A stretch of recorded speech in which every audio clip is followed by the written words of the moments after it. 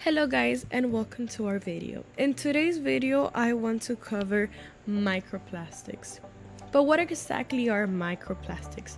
Microplastics are a small plastic pieces less than 5 millimeters long which can be harmful or toxic to our ocean and aquatic life.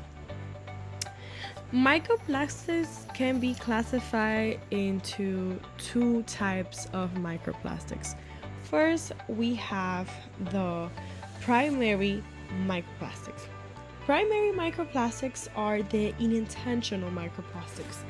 They come from skincare products, they come from synthetic fibers, from clothing, and industrial erases. So, those are really an everyday use.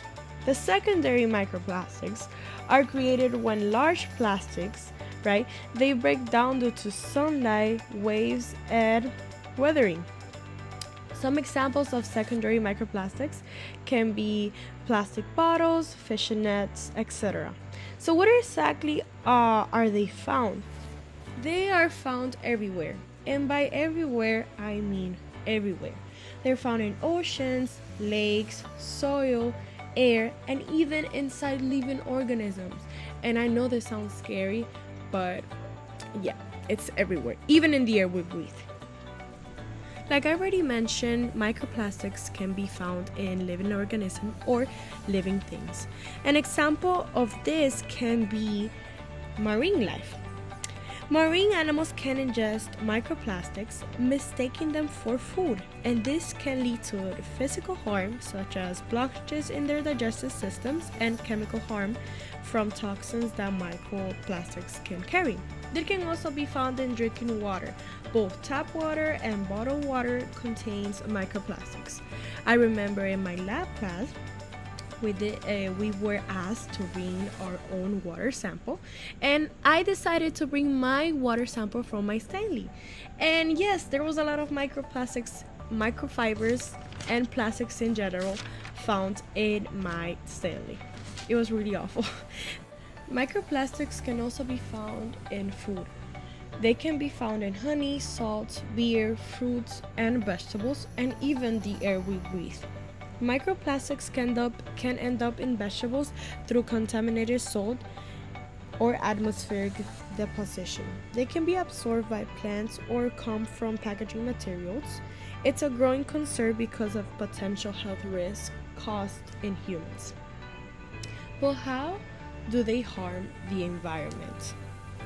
Microplastics harm the environment in several ways. They can harm sea creatures. Marine animals can ingest microplastics, mistaking them for food, and this can lead to physical harm. Water sources. Microplastics can pollute water sources, affecting both marine and freshwater ecosystems.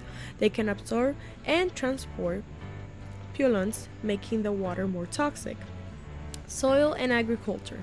In soil, microplastics can affect plant growth and soil health. They can alter the soil structure, reduce its fertility, and potentially enter the food chain through crops. But how can we reduce microplastics? We can reduce microplastic in several ways. First, we can avoid plastic straws. We can use alternatives like metal, bamboo, or even paper straws. Use natural fiber clothing. Choose clothes made from natural fibers like cotton, wool, or hemp instead of synthetic materials. We can also have filter washing machine wastewater. Install filters on washing machines to capture microfibers released during laundry. And the last but not least, the most important one is support policies. Advocate for and support policies and regulations that aim to reduce plastic production and pollution. By making these changes, we help keep our environment clean and reduce harmful chemicals that can affect our health and wildlife. Supporting policies for less plastic waste encourage new sustainable practices that protect natural habitats. Every little effort counts towards a healthier planet for everyone. Remember, future generations are our future. Thank you so much for watching and have a good one. You see what I did there? Reduce plastic? Okay, bye.